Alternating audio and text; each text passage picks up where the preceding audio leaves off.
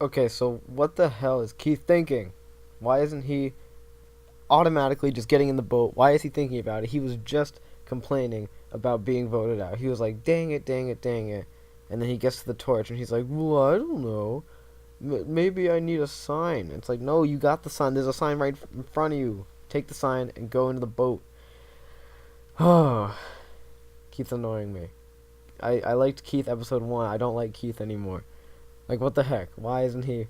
He was just complaining about being voted out. He was just crying about it. And now he's like crying about having a choice. Like, what the heck? It better be a red herring. This has to be a red herring, right? There's no way he'd actually not take the chance.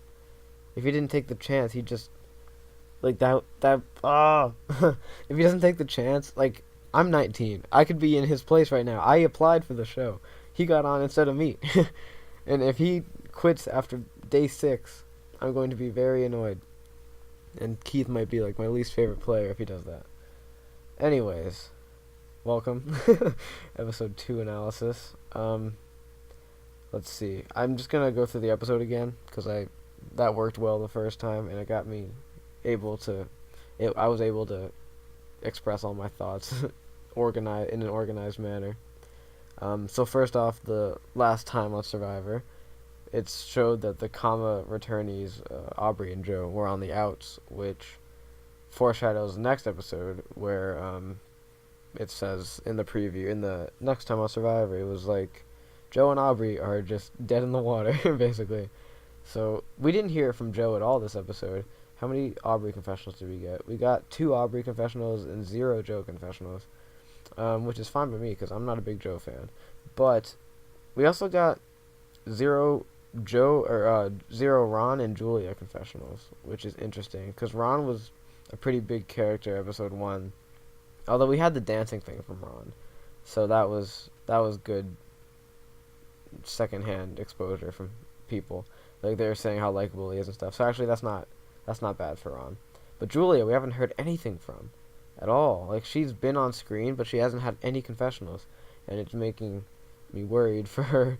Like I like her. She seems interesting. She seems like she is capable of having gameplay, but so far we've seen nothing from her, which is kind of annoying. Cause did David and Goliath have any people like that were just like that had no confessionals at all? Because I don't like she's not even invisible. She's just like under the radar, which is boring. Anyways, then we get to the Edge of Extinction, which I guess is like the official name for it. The Edge of Extinction, not Extinction Island. And it shows that Reem, I don't think Reem's getting the edit to get back in the game.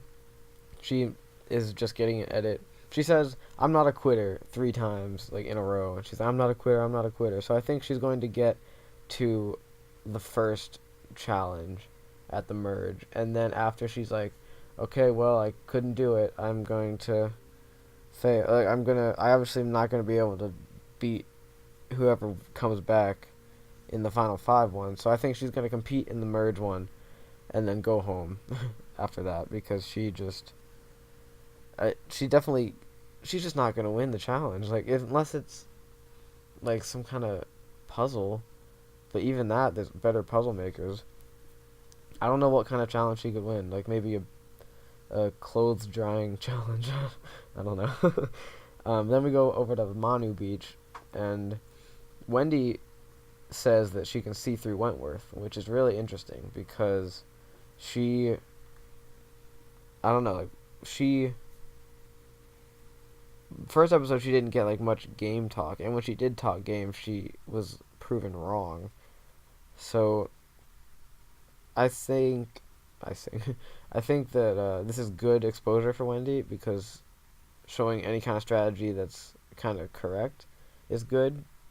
But then she goes saying that she's going for Kelly, and then it was bad for Wendy because Kelly got to explain her side of things, and then it ended with Kelly talking about how they're going to one of us is going to win the war, and then at the end of the episode, obviously, Kelly wins the war because she stays in the game, and Wendy really wants Kelly out. But that could just be setting up for the future when Wendy goes for Kelly. But it seemed like this was the time, like this was Wendy's time to make a move, and she fell short. and then we go over. That's like the only interesting thing I took out of that scene. This episode overall, let me talk about that for a second, is definitely not stellar. Like I didn't find this one very interesting. Like episode 1, it was a decent episode, and I was like, as I like after I watched it, I could recall parts of the scene. I mean, parts of the episode that I was like, oh yeah, that part, this part. But then this episode, I after the episode, I'm like, I don't remember like any of that episode. It wasn't it wasn't very memorable at all. It's the only like good things that happened were like Lauren's idol and this thing with Keith at the end. Oh, I don't know. And then we go over to Kama and Ron. Like after I made these notes, and I looked back at the notes this morning before the podcast, before I recorded, and I was like, I was like, huh, oh yeah, I guess I remember that.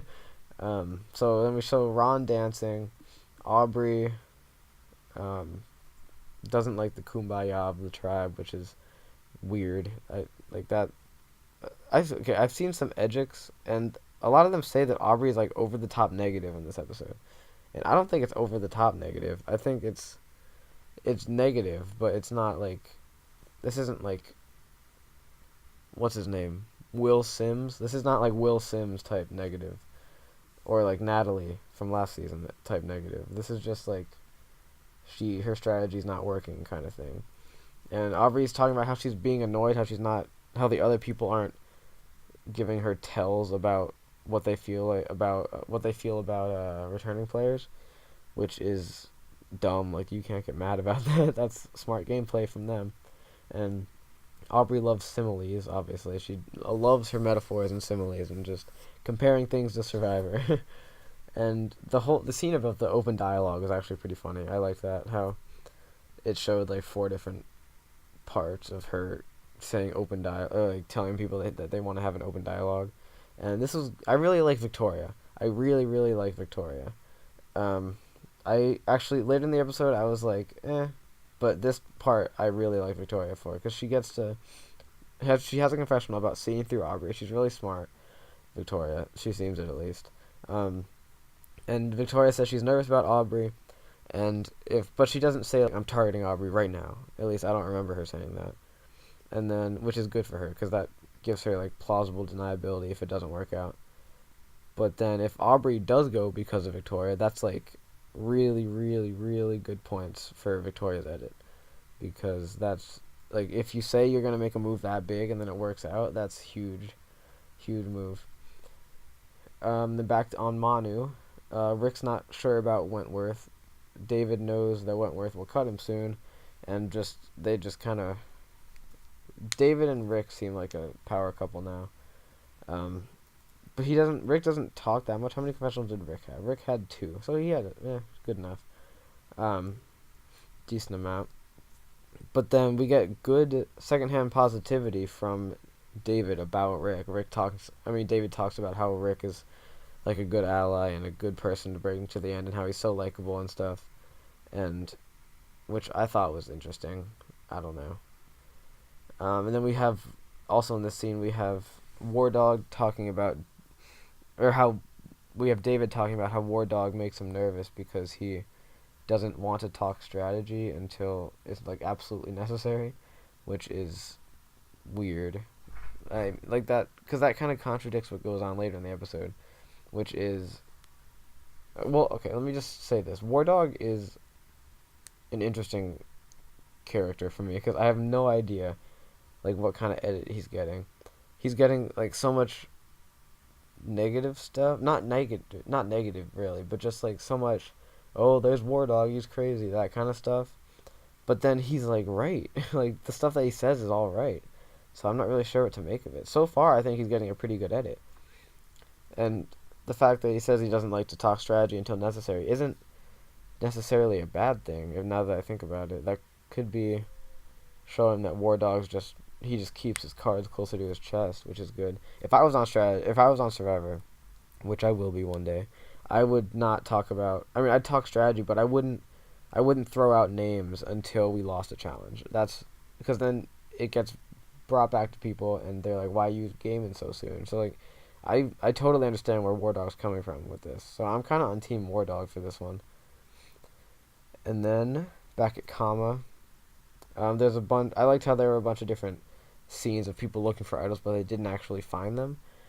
Which usually it's just like when you see see somebody looking for an idol, it's like, oh, they find them. Like that's how it is. They just find them, and that's it. That's that. But it's more interesting when they're looking and there's a possibility that they don't find them. So that I like that a lot. And then we have Gavin and Eric looking for idols. We have Julie talking about the idols and how the gender roles. And Victoria said, this is where I wasn't vibing with Victoria.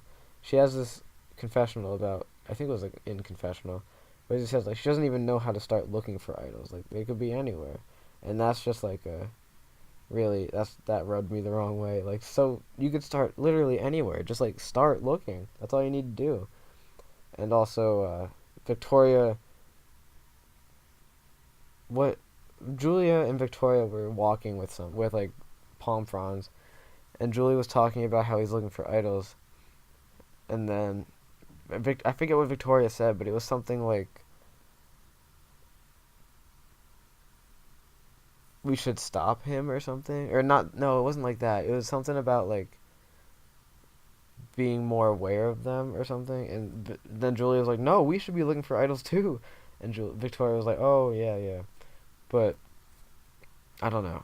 So this was interesting too because Julie was talking about how she needs to be more comfortable sneaking off and looking for idols, but then she talks about how like she talks so strongly about these gender roles and how she doesn't like them, and then she's like, I just need to be more comfortable. Like I'm not gonna do it now, but like I need to be more comfortable down the road. So I think that this is setting up for her finding an idol later in the season. But I haven't seen much like strategy talk from her yet, so I don't know how much she could actually like.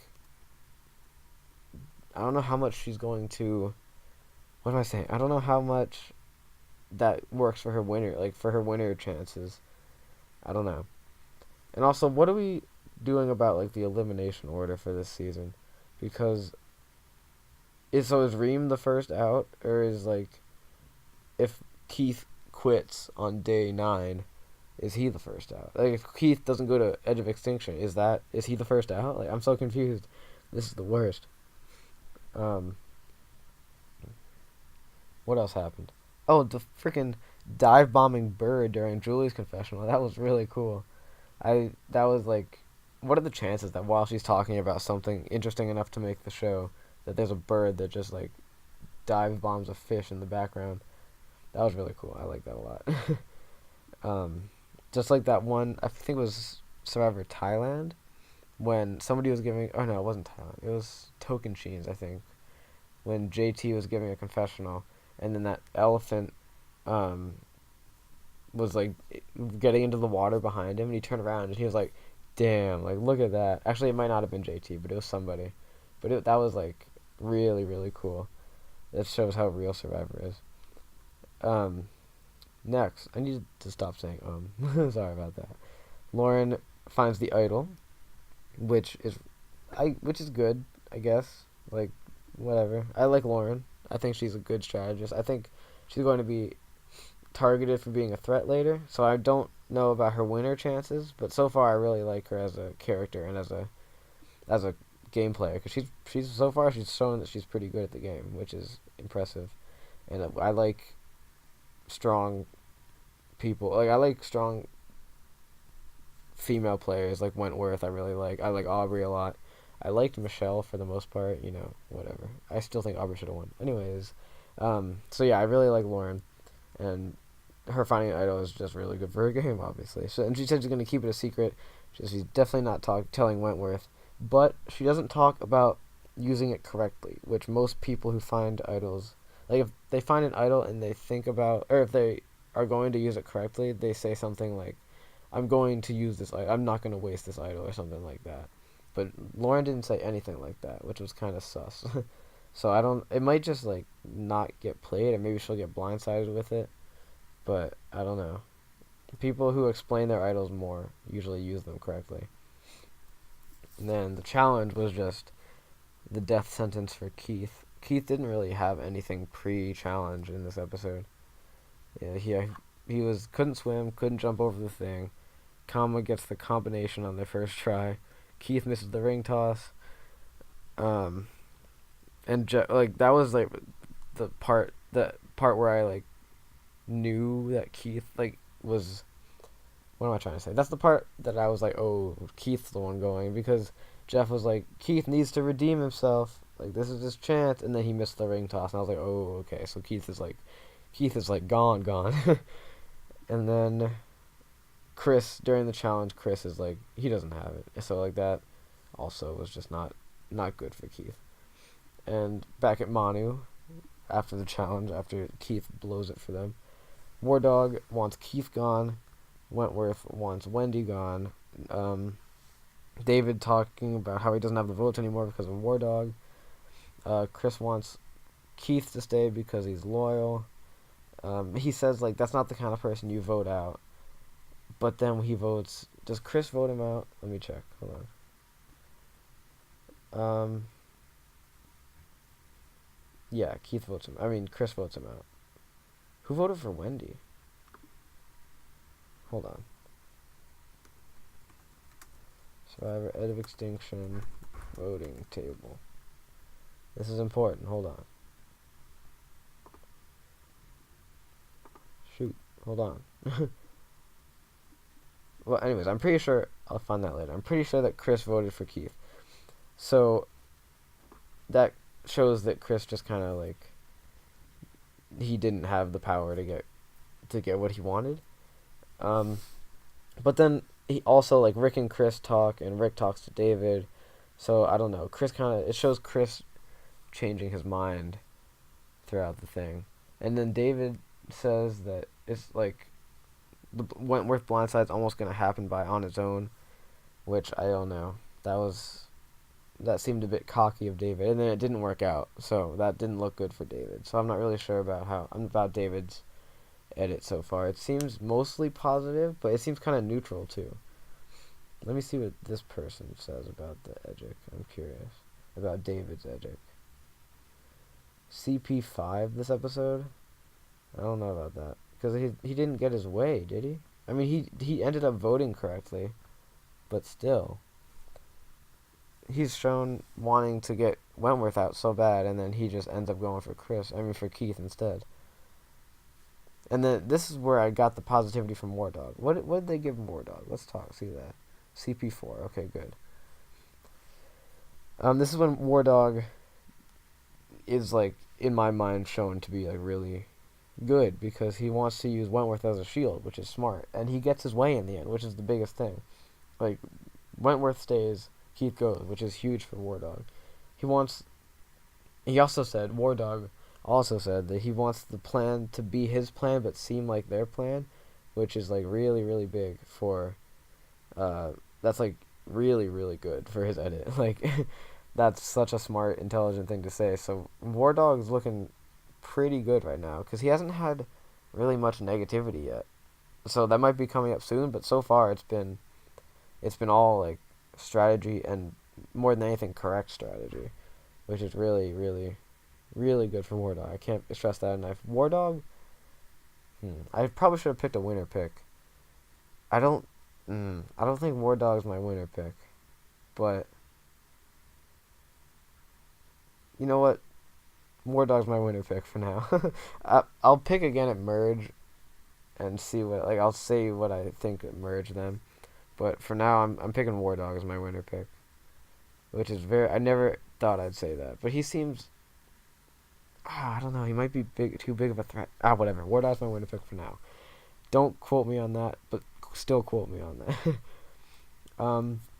Okay, when Wentworth says she trusts Lauren, setting them up for like a power duo in the future probably, because they've already been shown to be together, but I feel like that they might be taken out as a threat, or at least one of them is, or maybe they'll be the next, like, I forget what the three witches or whatever from Cambodia. I forget, is that what they called it? But when it was her, Sierra, and Abby, right? Was that the three? Yeah, and they played the idol and got Savage out. So I wonder if this is going to be like the second culmination of that, because they have an idol in Lauren, but Wentworth doesn't know about the idol. But they could make another big move and be like, aha, aha, ha, we made it. We did it again. So Wentworth just knows how to attract other girls, I guess, to work with her, which is a really strong thing to have. And then Wentworth says that she'd be pissed if Keith stays over her, which I guess it's not really positive or negative, but it's not necessarily. It just kind of, I don't know. It seemed petty almost. And then at Tribal, this was a really, really weird Tribal.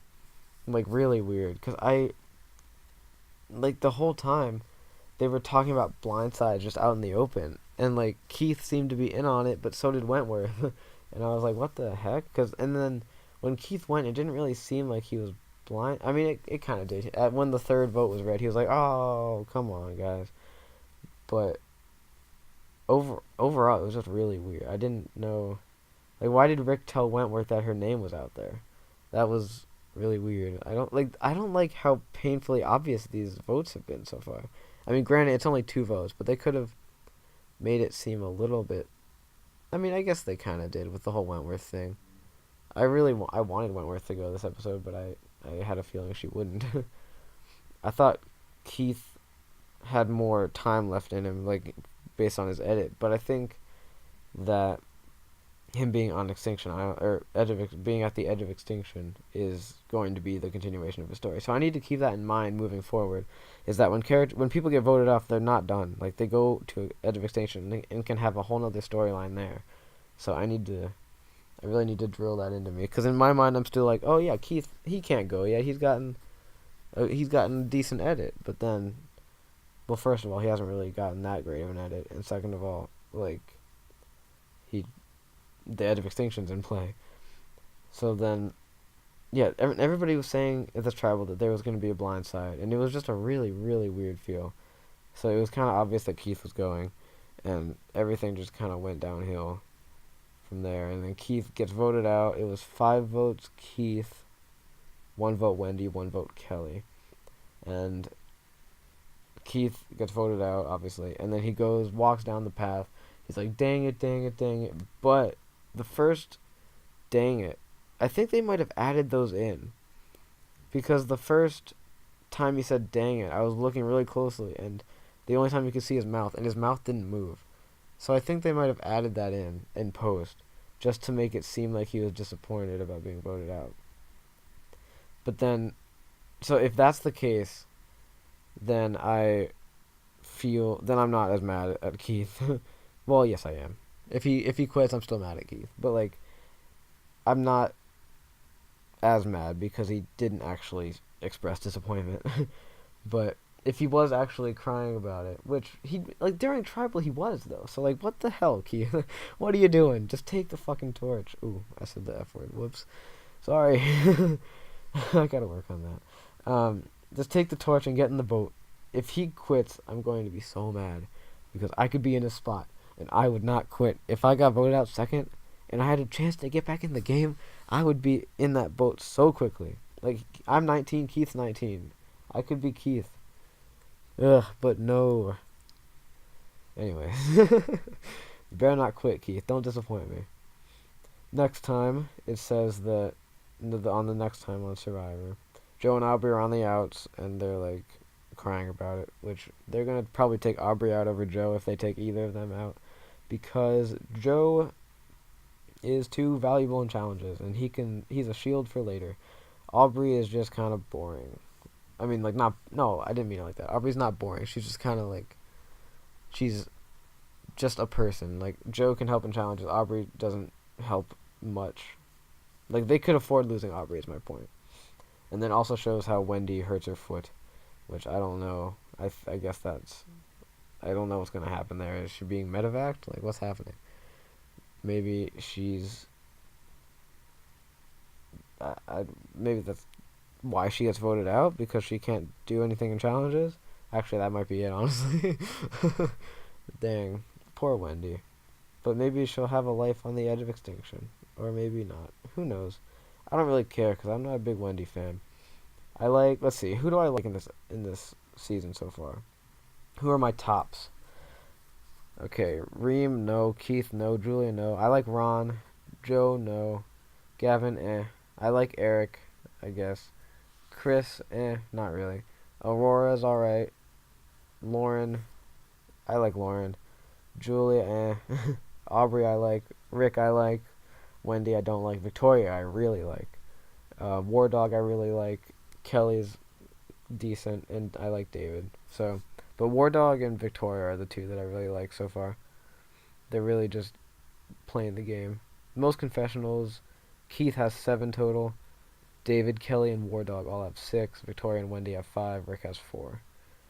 So, confessionals don't matter a whole lot. I mean, they obviously matter, but like not like if you get 4 instead of 2, like it's not that big of a difference. It depends on what's in the confessionals that matters.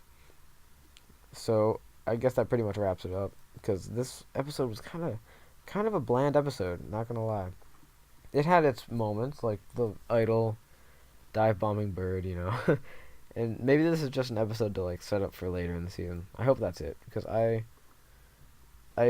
so far I'm not super impressed by this season. It's fun to talk about, but I it's I'm still really skeptical about the Edge of Extinction. But we'll see how it plays out. I hope we have more than just like 30 seconds with Reem on this next episode. I think we'll have a little bit more because we have to go through the whole thing of Keith choosing, and then Keith.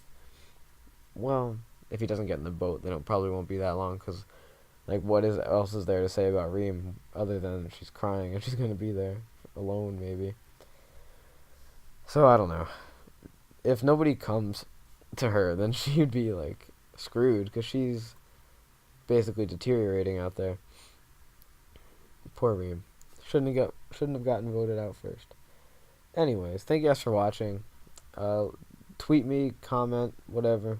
Oh yeah, my Twitter is at Let's Talk Game _ because Let's Talk Game was taken apparently. So check out the website letstalkgame.com where I post all these things and I plan to post other things in the future. Thank you all for watching. I'll see you all next week for episode 3 analysis. Oh wait, let's see. I'm gonna call somebody going home. It's not gonna happen because I'm really bad at this. I'm really bad at predicting before, during the episode I can predict who goes home, but before it I always have a hard time. I'm gonna say that Wendy goes home this episode. I don't know. Her foot is not giving me. Actually, I kind of think Kama might lose.